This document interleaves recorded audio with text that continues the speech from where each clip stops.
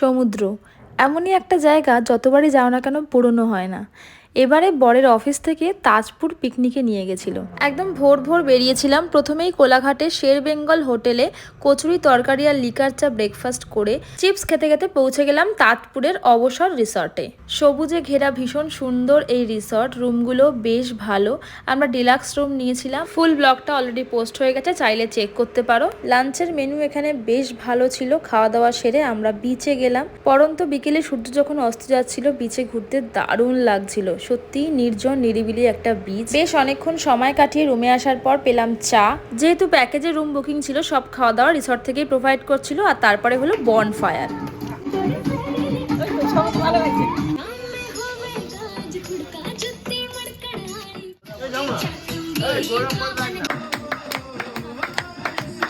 সবাই ভীষণ মজা করলাম আর তারপরে করলাম ডিনার। নেক্সট পার্ট আসছে।